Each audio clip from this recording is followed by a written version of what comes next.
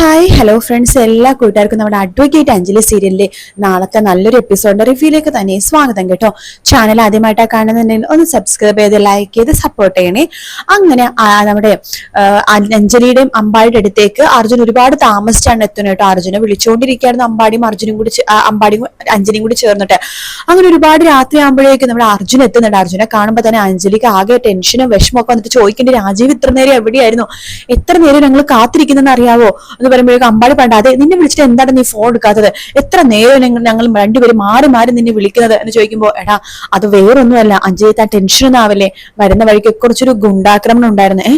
ഗുണ്ടാക്രമണോ? ഇനിയിപ്പൊ ഈ സമയത്ത് നിന്നെ ആര് ഗുണ്ടകളെ ആക്രമിക്കാനാ? എനിക്കൊന്നും അറിയില്ലടാ.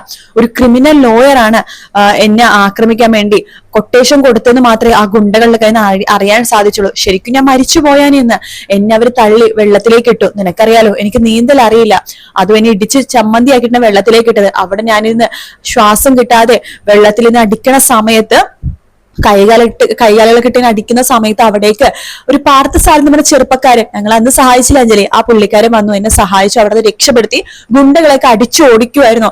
അങ്ങനെയാണ് ഞാൻ രക്ഷപ്പെട്ടത്. ഇത്രയും നേരം അയാളുടെ വീട്ടിലായിരുന്നു, എനിക്ക് ബോധം നഷ്ടപ്പെട്ടിട്ടുണ്ടായിരുന്നു. ഇപ്പോഴാണ് തിരിച്ചെത്തിയത്. പിന്നെ ഫോൺ എന്റെ അടുത്ത് ഉണ്ടായിരുന്നില്ല, വെള്ളം കയറിയിരിക്കായിരുന്നു. അദ്ദേഹം അരിയിലേക്ക് ഇട്ടിച്ച് ഫോണിന്റെ ഓക്കെ ആക്കിയിട്ടുണ്ടെന്നൊക്കെ പറയാണ്. അപ്പൊ അഞ്ജലി പറഞ്ഞു, എന്തായാലും രാജീവ് എത്തിയല്ലോ, വാ നമുക്കെന്നാ പോയാലോ. പോകാന്നോ? അഞ്ജലി എന്താ പറയണത്? എവിടെ പോകാന്നുള്ള കാര്യം പറഞ്ഞത്? രാജീവ് എന്താന്ന് അറിയാത്ത പോലെ, നമുക്ക് പോകണ്ടേ രാജീവിന്റെ വീട്ടിലേക്ക്? അമ്പാടി പറയണ്ട. അല്ല അഞ്ജലി, ഈ രാത്രി എങ്ങനെയാ? അത് കുഴപ്പമില്ല അമ്പാടി, ഇവിടെ നിന്നാ ശരിയാവില്ല. പിന്നെ അമ്പാടിയുടെ അളിയൻ എങ്ങാനും വന്നു കഴിഞ്ഞാൽ അത് അമ്പാടിക്ക് പ്രശ്നമാവും. വേണ്ട അമ്പാടി. അയ്യോ എന്റെ ചേച്ചി എന്തെങ്കിലും പറഞ്ഞത് കേട്ടിട്ടാണോ അഞ്ജലിക്ക് ആകെ വിഷമമായത്? ഞാൻ പറഞ്ഞില്ലേ അവൾക്ക് ഒരു ടെൻഷനാ, ഒരു പേടിയാ എനിക്കെന്തെങ്കിലും സംഭവിക്കുമെന്ന്. അതന്നെയാ അമ്പാടി, എനിക്കും ടെൻഷൻ ഉണ്ട്. കാരണം രാജീവിനെ ഇന്ന് കുറച്ച് ഗുണ്ടകൾ ചേർന്ന് ആക്രമിച്ചു എന്ന് പറഞ്ഞില്ലേ, അതുപോലെ തന്നെ അമ്പാടിക്ക് ഇതൊരു അപകടം പറ്റുമെന്ന് ഇപ്പൊ എനിക്കൊരു ടെൻഷൻ ഉണ്ട്. ചേച്ചി പറഞ്ഞത് വെറുതെ അല്ലല്ലോ, അതുകൊണ്ട് അമ്പാടി സാരില്ല അമ്പാടി, എന്തായാലും ഇത്രയും തന്നെ ഞാൻ ഇവിടെ നിന്നില്ലേ, ഒരു കുഴപ്പമില്ല. അമ്പാടി അമ്മയൊക്കെ എന്റെ അടുത്ത് നല്ല രീതിയിൽ സംസാരിച്ചു. പിന്നെ ചേച്ചിയുടെ ഈ ഒരു പെരുമാറ്റം എനിക്ക് മനസ്സിലാക്കാം. രാജീവ് നമുക്ക് ഇപ്പൊ തന്നെ പോകാം എന്ന് പറയാണ്. താനിങ്ങനെ നിർബന്ധിക്കുകയാണെങ്കിൽ ശരി പോകാം. ആ സമയത്ത് അമ്പാടി, എടാ നീ ഒന്ന് വന്നേ എന്ന് പറഞ്ഞ് മാറ്റി നിർത്താണ്. എടാ നീ ഇങ്ങോട്ടാണ് കൊണ്ടുപോകാൻ പോണത്? ശംഖുചക്രത്തിലേക്ക് കൊണ്ടുപോകാൻ പറ്റുമോ? എടാ എനിക്ക് ഒന്നും അറിയില്ലടാ, വരുന്നിടത്ത് വെച്ച് കാണട്ടെ, ഞാൻ നിന്നെ വിളിക്കാം എന്ന് പറഞ്ഞിട്ട് അർജുൻ അഞ്ജലിയുടെ കൈ പിടിച്ച് അവിടെ നിന്ന് ഇറങ്ങുവാട്ടോ.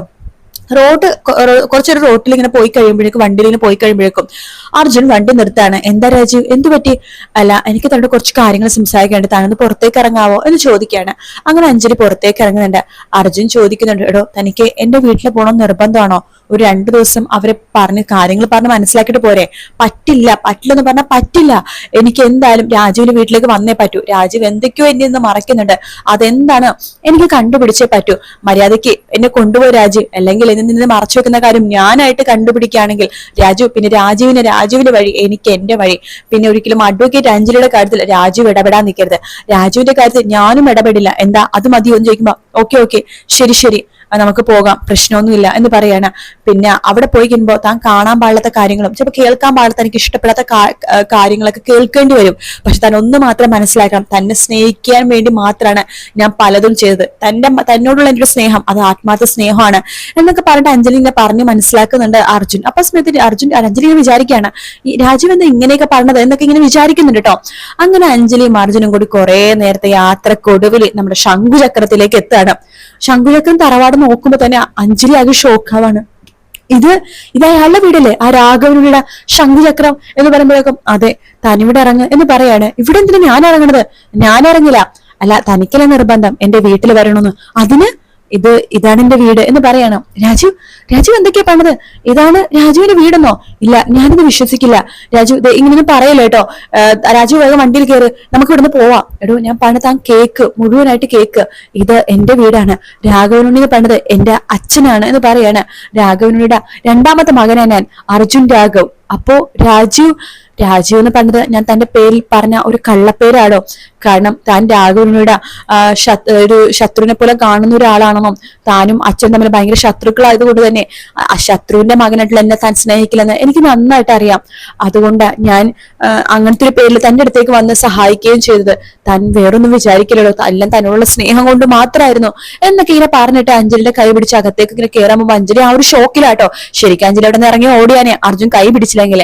അങ്ങനെ അർജുന് കൈ പിടിച്ചുകൊണ്ട് നേരെ ശംഖുചക്രത്തിന്റെ മുറ്റത്തേക്ക് വന്ന് നിൽക്കുകയാണ്. എല്ലാവരും പുറത്തേക്ക് ഇറങ്ങുന്നുണ്ട്. ആ സമയത്ത് എല്ലാവരും മുറ്റത്തിറങ്ങി നമുക്ക് ഷോക്കായിട്ട് ഞാൻ നോക്കാട്ടോ. അപ്പോഴേക്കും നന്ദിനി, എടാ എന്തിനാണ് ഇവളെ ഈ കുരുത്തം കെട്ടവളെയും കൂട്ടിക്കൊണ്ട് ഇവിടേക്ക് വന്നത്? നിന്റെ അച്ഛന്റെ ആജന്മ ശത്രുവാണ് ഇവളെന്ന് അറിയില്ലേ? ഇവള് മാത്രല്ല ഇവളെ തന്തേ. അതെ, എന്തിനാണ് ഇവളെയും കൂട്ടിക്കൊണ്ട് ഇവിടേക്ക് വന്നത്? ആ സമയത്ത് എന്ത് പറയുന്നുണ്ട്? അതെ, എന്തിനാ അർജുൻ ഇവളെയും കൂട്ടിക്കൊണ്ട് ഇവിടെ വന്നത്? ഓ, അനുപമയുടെ അനിയത്തിയാണല്ലോ, അനുപമനെ കാണാൻ വേണ്ടി വന്നതായിരിക്കും. അപ്പോഴേക്കും അനുപമ ഇങ്ങനെ വരുന്നുണ്ട് കേട്ടോ. അർജുൻ എന്തിനാ ഇവളെയും കൂട്ടിക്കൊണ്ട് ഇങ്ങോട്ടേക്ക് വന്നതെന്ന് ചോദിക്കുമ്പോ, എഴുതി എനിക്കിനി ആരെയും പേടിക്കേണ്ട കാര്യമില്ല. എഴുതി പറഞ്ഞ പോലെ എന്നെ ആക്രമിക്കാൻ ശ്രമിച്ചത് എന്റെ അച്ഛനാണെന്നുണ്ടെങ്കിൽ ഞാൻ ഇതിനെ ഒളിച്ചോടി പോകണം, ഞാൻ ഇവിടെ തന്നെ നിൽക്കും. പിന്നെ അഞ്ജലി ഇപ്പൊ ഞാൻ താലി കെട്ടിയ എന്റെ ഭാര്യയാണ്. എന്റെ ഭാര്യനെ കൂടി ഞാൻ വേറെ ഇവിടെ പോവാനാ? എന്റെ ഭാര്യനെ കൂടി വരേണ്ടത് ഇവിടെ തന്നെയാ. അതുകൊണ്ട് ഞാൻ ഇവിടെ തന്നെ വന്നു. ഇതിലാരും ഒന്നും പറയാൻ നിൽക്കണ്ട. എന്നിട്ട് എല്ലായിടത്തോട്ട് പറയണ്ടേ, എല്ലാവരും കേൾക്കാൻ വേണ്ടി ഞാൻ പറയാണ്. ഇനി ആർത്തും മാറി മാറി പറയേണ്ട കാര്യമൊന്നും എനിക്കില്ല. അതുകൊണ്ട് എല്ലാവരും കേൾക്കേ, ഞാൻ പറയാണ്. ദേ ഈ നിൽക്കുന്ന അഞ്ജലി, അഡ്വക്കേറ്റ് അഞ്ജലി, നിങ്ങൾക്ക് എല്ലാവർക്കും അറിയായിരിക്കും. ഈ അഡ്വക്കേറ്റ് അഞ്ജലി എന്റെ ഭാര്യയാണ്, ഞാൻ താലി കെട്ടിയ എന്റെ ഭാര്യ എന്ന് പറയണം. ഇത് കേൾക്കുമ്പോൾ എനിക്ക് ഷോക്ക് ആവണം. എല്ലാവരും അഞ്ജലിയുടെ കഴുത്തിൽ നോക്കുമ്പോൾ ശരിയാണ്, താലിമാല കാണുന്നുണ്ട്. രാഘവനും ഷോക്കായിട്ട് കടന്ന് വരുവായിട്ട്, എന്താ നീ പറഞ്ഞത്? ഈ അഡ്വക്കേറ്റ് അഞ്ജലി എന്റെ ഭാര്യയാണ്, ഞാൻ താലി കെട്ടിയ എന്റെ ഭാര്യ എന്ന് പറയുമ്പോഴേക്കും അഞ്ജലിയുടെ മുഖത്തേക്ക് സൂക്ഷിച്ചു നോക്കാണ് രാഘവനുണ്ണി. അർജുന്റെ മുഖത്തേക്ക് നോക്കണ്ടേ. പെട്ടെന്ന് രാഘവനുണ്ണിക്ക് ഒരു ഐഡിയ തോന്നാണ്. വേറൊന്നുമല്ല, അഞ്ജലി തന്റെ വീട്ടിലേക്ക് മരുമകളായിട്ട് വരുന്ന തന്നെയാണ് നല്ലത്. കാരണം അഞ്ജലിക്കിട്ട് പണി കൊടുക്കാനും അഞ്ജലിനെ കോടതിയിൽ വിടാതിരിക്കാനും അഞ്ജലി കാർത്തിക്കിന്റെ കേസ് എടുക്കാതിരിക്കാനും പിന്നെ അഞ്ജലി ഒരു പൊതുശത്രുവാണല്ലോ. അപ്പൊ അഞ്ജലിനെ മാക്സിമം എന്തൊക്കെ തരത്തിൽ ഉപദ്രവിക്കാവോ ആ തരത്തിലൊക്കെ ഉപദ്രവിക്കാനും ഒക്കെ തന്നെ രാഘവനുണ്ണിക്ക് കിട്ടിയ ഒരു അവസരമാണല്ലോ ഇത്. അതുകൊണ്ട് തന്നെ രാഘവൻ മുതലെടുക്കാൻ വേണ്ടി തന്നെ തീരുമാനിക്കാട്ടോ. പെട്ടെന്ന് തന്നെ രാഘവനെ അർജുന്റെ മുഖത്തേക്ക് നോക്കിയിട്ട് ഒന്ന് പൊട്ടിച്ചിരിക്കുന്നുണ്ട്. എന്നിട്ട് അർജുന്റെ മുഖത്ത് നോക്കി പൊട്ടിച്ചിരിക്കുകയാണ്. എന്നിട്ട് വേഗം തന്നെ അർജുനെ കെട്ടിപ്പിടിക്കാട്ടോ. കൊള്ളാട മോനെ, കൊള്ളാം, അടിപൊളി, നീ എന്റെ മോൻ തന്നെ എന്ന് പറയാണ്. ഇത് കേട്ട് എല്ലാവരും ഷോക്ക് ആവാണ്. എന്തിനാ അർജുൻ പോയി ഷോക്ക് ആവണം? എന്താച്ചാ എന്ന് പറയുമ്പോഴേക്കും, എടാ ഞാൻ നിന്നോട് പറഞ്ഞിരുന്നു എന്റെ ശത്രുവായിട്ടുള്ള അഡ്വക്കേറ്റ് അഞ്ജലി നീ പ്രണയത്തിൽ വീഴ്ത്തി താലി കെട്ടി ഇവിടെയൊക്കെ കൊണ്ടുവരണോന്ന്. നീ പറഞ്ഞതുപോലെ തന്നെ ചെയ്തൂടാ. എന്റെ മോനെ ഉമ്മ എന്ന് പറഞ്ഞിട്ട് ഉമ്മയൊക്കെ കൊടുക്കുകയാണ്. അച്ഛൻ എന്ന് പറയുമ്പോഴേക്കും, എന്താ ഞാൻ പറഞ്ഞ വാക്ക്, നീ എന്നോട് ആ വാക്ക് പറഞ്ഞപ്പോ നീ അത് പാലിക്കുമെന്ന് ഞാൻ വിചാരിച്ചില്ല. പക്ഷേ നീ ഇത്ര പെട്ടെന്ന് സാധിക്കുമെന്ന് ഞാൻ വിചാരിച്ചില്ലടാ. നിന്റെ ഒരു കഴിവ്. അഞ്ജലി മോളെ ഇനി മുതൽ എന്റെ മരുമകളാണ് കേട്ടോ. ഞാൻ നിന്റെ പ്രിയപ്പെട്ട അമ്മായച്ചനും. ഒരേ ഒരു അമ്മായച്ചൻ, ഈ നന്ദിനിയോ നിന്റെ അമ്മായിയമ്മ, ഇവിടെ ഇരിക്കുന്നതൊക്കെ നിന്റെ ചെറിയമ്മ, ചെറിയ ചന്ത, ഇത് മുത്തശ്ശി, ഇത് നിന്റെ സ്വന്തം ചേച്ചി. സ്വന്തം ചേച്ചി അനിയത്തി ഒരേ വീട്ടിൽ വന്നിരിക്കുന്നു. കൊള്ളാം, അടിപൊളി, എന്റെ രണ്ട് മക്കളും അടിപൊളിയാണെന്നൊക്കെ പറഞ്ഞിട്ട് രാഘവന് വാ വാ വാ, രമ്യ എന്താ നോക്കിക്കൊണ്ടിരിക്കുന്നത്? ഇന്ദു പോയി ആരതിയും നിലവിളക്കൊക്കെ എടുത്തോട്ട് വാ. നന്ദിനി നീ വേണം ആരതി ഒഴിഞ്ഞ് സ്വീകരിക്കാൻ. ഞാനോ എനിക്കൊന്നും വയ്യ എന്ന് പറഞ്ഞിട്ട് നന്ദിനി അകത്ത് കയറി പോവാണ്. അപ്പൊ രമ്യ നീ തന്നെ ആരതി ഒഴിഞ്ഞോ? ശരിയേട്ടാ എന്ന് പറഞ്ഞിട്ട് നമ്മുടെ ആരതിയൊക്കെ ഒഴിഞ്ഞ് രമ്യ നിലവിളക്കൊക്കെ അഞ്ജലിയുടെ കയ്യിൽ കൊടുക്കണ്ട്. അഞ്ജലി എല്ലാവരും ഇവിടെ നിൽക്കുന്നുണ്ട്. അഞ്ജലിക്ക് തിരിച്ചൊരു മറുപടി പറയാനും വയ്യ. അഞ്ജലി അങ്ങനെ ഭയങ്കര ഉറച്ച മനസ്സാണ്, നല്ല എന്താ പറഞ്ഞാൽ ഭയങ്കര ധൈര്യമാണ് എന്നൊക്കെ ഉണ്ടെന്നുണ്ടെങ്കിലും ഇത് തന്റെ ഭർത്താവിന് വീടാണ്. ഭർത്താവിന്റെ വീട്ടുകാരുടെ ഉള്ളിനുള്ളൊരു ബോധം അഞ്ജലിക്കുണ്ട്. മാത്രമല്ല ഒരാളത്തെ എങ്ങനെ പെരുമാറുന്നു അഞ്ജലിക്ക് നന്നായിട്ട് അറിയാം.